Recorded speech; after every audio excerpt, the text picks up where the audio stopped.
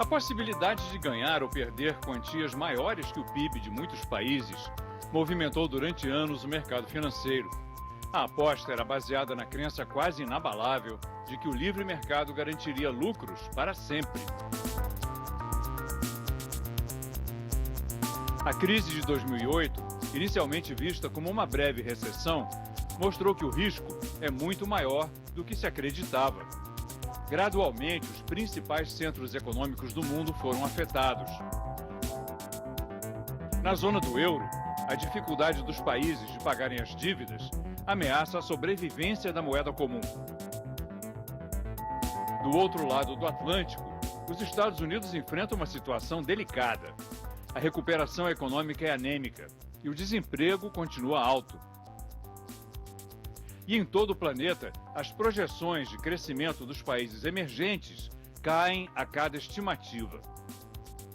O economista Kenneth Rogoff, autor do livro Time is Different, desta vez é diferente, analisou mais de 8 séculos de crises e mapeou o comportamento errático da evolução da economia e descobriu que a crise atual não tem nada de diferente das anteriores. Seguiu e segue os mesmos ciclos. O que de um lado é animador, porque como as anteriores, esta terá um fim. Mas preocupa, porque quase todos os envolvidos seguiram e seguem, cegos, o mesmo caminho que levou a tantos desastres ao longo da história. It's interesting that your publishers in Brazil decided to put the subtitle as the main title, 8 Centuries of Financial Folly, right? What is financial folly? Well, just the human arrogance and ignorance that lies behind financial crises where during the boom, people say everything's fantastic. The government says we're doing a great job. Investors say we're geniuses. People are very happy. They're consuming a lot. And there's certain times when things are, going so well, you should be thinking, wait a second, maybe this should slow down. So, yeah, that was the phrase. Of course, the main title this time is different. Is supposed to be ironic that it's not different, but people are always saying it's different, either before or after. So explain to us what you and Carmen Reinhart found about all those crises over 8 centuries that is common to all of them. Well, one feature we found that surprised us was how universal they are, because so many people believed, even scholars believed, it was a feature of Latin America, maybe a couple Central European countries. But when you look at a longer sweep of history, every type of crisis has hit the advanced countries. Spain has defaulted on its debt to foreigners 13 times. France, 9 times. So, these things are not unknown elsewhere. And Greece, one thing we discovered, I don't know, is Greece an advanced country, but they have been in default every other year since independence in 1828. It's universal. Another thing we found is that, particularly if you're talking about banking crises, that's of course what we just experienced, they never stopped in the advanced countries. They're very similar in not just in how much output goes down, but how much unemployment goes up, what happens to housing prices and stock prices. We were stunned. There are things where you're trying to reach and try to find some parallels, but as we started laying out the figures and the charts from looking at this historical data, we just couldn't believe it. And we had studied debt crises and financial crises our whole lives, but we hadn't had this data set that we put together before. So it took us 7 years to write the book, and a lot of it was very dry and tedious. But there are these moments, you see the thing unfold, you just can't believe it. And so those are certainly the two striking things, the universality and the similarity. Yeah. At what point did you notice that something like that was going to happen when the book was, before the book was going to be published? Well, I think it's actually very hard to call the timing of a financial crisis.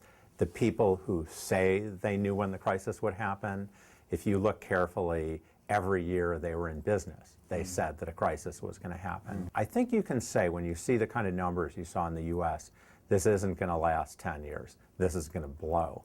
But is it going to be 10 days? Is it going to be 10 months? Many investors know, I'm not an investor, but many investors know you can have the greatest idea, but if you're off by a year, you lose your shirt.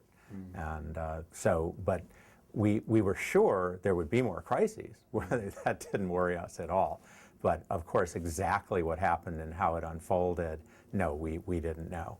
And it turned out to be what you call the second great retraction. Contraction. Yeah, we try to give a name different than a recession to this, because in our estimation, calling it a recession just is misdiagnosing the animal. It's like saying, you have a bad cold. The Great Recession is the common phrase in English. I don't know what you use in Portuguese, but it's like you have a bad cold. This isn't a bad cold. This is pneumonia. This is a different animal. And I think our view is using the wrong terminology, describing it in the wrong way, is misleading about what to do. Because when you have a recession, if you go down a lot, you go up a lot. If you go down a little, you go up a little. So what everyone was saying, from the president's advisors to the top Wall Street economists, were, well, this has been a terrible recession, but it's going to be a fantastic boom. So let's just stay calm and not worry. And what we had found in our research is, no, it's a different animal. When you have your banking system collapse, as it basically did in the United States, the shadow banking system collapsed. When you have a crisis like that, then you go down a lot, you go very slowly back up. And we said that, and we were viewed as very dark, but very much the United States and a lot of the other advanced countries have tracked this very typical pattern where the recovery is slow, painful. It can take a decade or more, and we're really in the middle of it, in a way, in the recovery. So the Eurozone crisis is part of it, right? Yeah. Some people say it's a different thing. What is it? It is a different manifestation of the same crisis. So one thing we find also is when you have worldwide banking crises, or at least big regional crises, then one of the aftershocks, something that happens afterwards, usually a few years later, is you start to get governments to default. So it starts out as a private phenomenon, banking's usually getting in trouble, eventually gets governments into trouble. There's sort of two reasons. One reason is obvious. The government's bailing out the banks, the economy's tanking, you're losing taxes, your debt's soaring. We said that. That's one of the reasons. But the other reason is, if you're a big borrower and something just scares everybody in the markets, you're caught naked. I mean, you're in trouble. And so, in a way, the phenomenon of what happened in Greece in particular is different than what happened in the United Kingdom and what happened in the United States. But in a sense, it was an accident waiting to happen. They're not robust to having a big shakeup. So the Euro crisis, at least at some points, just a sovereign debt crisis. It's worse because they have the euro, which was really not resilient to this kind of problem. So what do you expect to happen? Well, are we talking about the United States, Europe, China? First Europe. Europe is a very tough call, and I think it's a little bit about like trying to understand somebody else's marriage from the outside. They seem to be not fighting, but they really can't stand each other. They seem to be fighting all the time, but they seem to love each other, and you don't really know. And it's a political problem in Europe. It's not strictly a financial problem. But at the root, they never should have gone so fast to having a common currency. Now that's very easy to say after the fact. It was a really bad idea. And they either have to fix it and create a governance system, create a real union to justify having a common currency, or they got to break up. And I don't think there's anything in the middle. And if they do break up completely, that really would be horrible. I mean, we can't go into how bad that would be, especially if it takes place in the next 5 years. I mean, it takes place over 50 years. I don't know what to say, but if it takes place quickly, they're not prepared. Nobody's prepared for that. What about China? China. Everybody's worried about China. Yeah, it's funny. The engine is sputtering. Yeah, I've been viewed as a China bear for a long time because I've been going around saying, I've written articles in the New York Times and Financial Times saying, look, the Chinese are fantastic, it's the economy of the future, but you got to be kidding if you just think it's going to go like that and never have a slowdown. never have a crisis. That just doesn't happen. And there were so few people saying that a few years ago. I would find myself getting quoted 8 months later because they couldn't find anyone else who'd said that in the meantime. So basically, you can just take what I said. It just doesn't happen. That's the most powerful argument. But again, it's very hard to call the timing of these things. And to boot with China, they fudge the data, they massage the data. We might never know exactly when it happened, but it's very clear that they're slowing down, which of course for emerging markets would be very scary if it happens fast. In 2009, beginning of 2009, President Lula was in New York and I interviewed him. And he said, this is not going to hit us because we did the homework, we are in solid ground, and this time it's different, right? It's not going to hit us, and you're going to see we're going to grow. And the next year, Brazil had a record growth, and they said, we told you we are the best, we are going to grow. And now this year, what happened? Brazil has a paltry growth, and they're blaming Europe now. What do you think about that situation? Well, first of all, I think Brazil did do a lot of homework and created macro stability. But you know, it's a little like my son might have done homework 3 years ago, but if he's not doing homework this year, you're not keeping up with the class. And I think the rate at which Brazil's been doing its homework's really slowed down, that they haven't reformed the tax system, you haven't reformed the pension system, there's all kinds of infrastructure you ought to build, but there's so much corruption in the states and the government that you can't do it easily. There are things Brazil needs to do to achieve more than it can. And as long as China was booming and you're flexible enough that you're exporting a lot of commodities, it was pretty partner, good. Right? But China is slowing down, and you have to look elsewhere. So I think you know, certainly Brazil moved to a different level than it had been. Let's face it. But on the other hand, you want to keep going. You want to keep moving, and this is a worrying moment.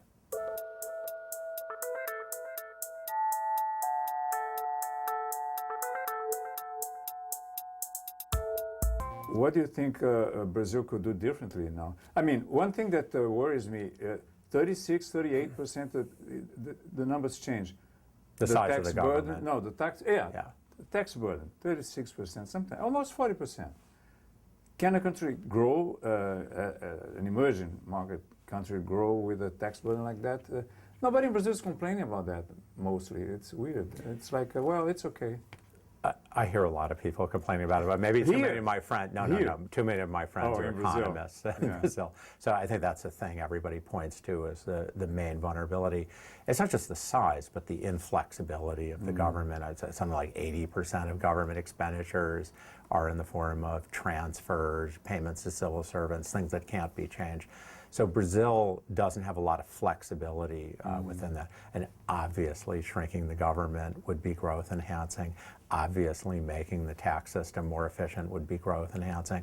And one of the great puzzles in international economics is why your interest rates were so high for so long. They're coming down a lot, but one of the reasons certainly they had been so high had to do with people being nervous about the history, about the inflexibility. So there are obviously a lot of things that Brazil can do, but you know, you need to get new energy to do them. And I understand it's not easy in a democracy. It's not like we're doing stuff in the United States. I mean, we're pretty paralyzed here. I'm very, very worried about our future. Well, you were at the IMF when the real crisis happened? So I was there from 2001 to 2003, so not the 1999 when it floated. Yeah, absolutely, absolutely. It was a very unique moment. I certainly favored the bailout that we did, and I didn't favor many. A little bit was having been a professor, I knew if you oppose every tenure appointment, no one listens to you, so you have to be in favor of something. But I also felt Brazil, you know, had basically the core of a program that made sense, that it was a reasonable risk. And I think it was a success. The IMF's had failures. At least I would adjudicate that one as having been successful. Why was it a success? Well, I think it was a success because it came in very big. It really came in with overwhelming force that calmed down markets. But fundamentally, it was a success because President Lula, who won, followed the same macroeconomic policies, and that was a huge surprise to markets. That was the stabilizing moment. If he had followed policies like your neighbors to the south, Brazil program would have blown up for sure. So that the big change was it showed economic and political stability, and you're still living off of that because now people think when there's a global financial crisis, you just had a normal recession. 10 years ago, if there'd been or certainly 15 years ago, if there'd been a global financial crisis, Brazil would still be recovering from it. But instead, you had something more normal. So I think certainly the big credit goes to that transition. And it's also the technocrats in Brazil that designed, I think, a pretty good program. Going back to this time, it's different. Since you show with Carmen Reinhart that it's not different, it's always the same sequence. Oh, there are a lot of patterns anyway. Yeah, but essentially, why this denial? When you talk about folly, I remember the Marshall Fools, Barbara Tuchman's book about wars and people believing that over history, that this time we're going to win. Obviously, they were not. So what blinds people to and governments to the reality of what's going on? Why this denial of reality? Well, I mean, there's a certain part of human nature of this optimism, this willingness to take on challenges is really good. I mean, we've had financial crises as far back as we've had civilization, but civilization has progressed. Every country experiences giant financial crises, but most countries are much better off than they were a couple hundred years ago. So we humans have a lot of great qualities, but there's no question that when things are going well, there's a tendency to think it's us, that we're geniuses, the government's really good. And when you have a boom that's fueled by a lot of credit, a lot of loans, you feel really good. It's like you're taking a drug. And when the drug comes away, you collapse. And it's an amazingly common pattern. These crises are very similar regardless of the legal system, regardless, of the culture. It's remarkably universal. If you look at the macroeconomic footprints of a financial crisis, it doesn't matter where you are. And I think it suggests to Reinhart and I that there's something deeper in human nature about our arrogance, our ignorance, that just cuts across political systems, legal systems, that you get this commonality. Again, it was very exciting to us to find out how similar they were. It's a thing you think, oh, you're happy just to show some common patterns, but if you look at our charts and graphs, it's really remarkable. It's interesting that you write that both you and Carmen Reinhart have in common that you're very cynical about governments. What does that mean? Well, governments will tell you everything's fine, and it isn't. I mean, you can go to Europe today. Let's look at the Greek crisis. Oh, Greece as a European country will never have a problem. Oh, we'll need a little bit of a loan.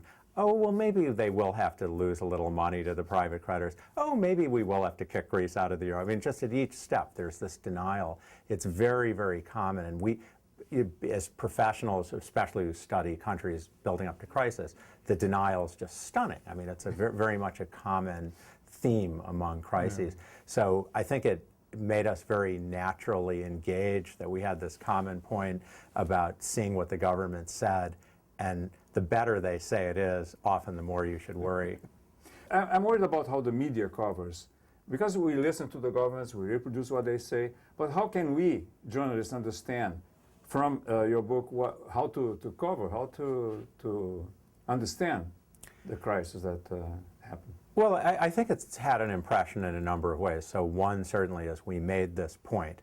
No, it is not going to be a fast recovery. This is going to last a long time. Here's why. Here's what happened. And at first, we were mocked for saying that. The New York Times covered it a lot, but there are these crazy people who say that it's going to last 4 or 5 years getting worse on unemployment, who say it's going to take 4 or 5 years for output just get back the same level that it started. Well, that's extreme. And gradually, I think a lot of people looked at that, and that's certainly one area that it's glommed around. And obviously, the other is in the distant future, when you're debts are piling up and when your economy's steamrolling along, our book gives benchmarks. Where are worrisome signs? When do you need to worry? It's not a science, nothing's precise, and yet there are certain historical benchmarks which you should revisit things and worry, and hopefully people will do that in the future. Like when debt goes beyond 60% of GDP? When you borrow abroad more than 60% of GDP and you're an emerging market, that's problematic. And for any country, when your public debt gets over 90 or 100% of GDP, and many people have gone crazy about our saying this, but I think we've documented that. I should just say that one of the most original things in our data set was we provided data on public debt, on government debt going very far back. You would be amazed how hard that was to do. You think banks lie about their balance sheets? They have nothing on governments. That's one of the most remarkable findings of our book, is to uncover this data that lets you see these patterns. And going back to my question, so your advice for journalists would be, when government tells you everything is okay, this time it's different, don't believe them. So, I'll give a really honest answer to that, was being at the IMF and seeing this in practice. A problem journalism has in many places that you depend on these people. You can go write a piece saying, Pedro Milan was not telling us the truth. That's fine, but then go try to get an interview with him the next day. And if you're never able to have access, you can't cover it.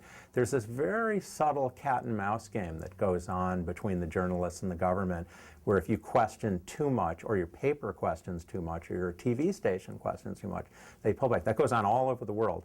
And I'm sure everyone's aware of it. You're independent, but you need these people to talk to you. And so I think it's a very difficult challenge for journalism. Thank you. Thank you very much. Thank you. Very good. Pleasure.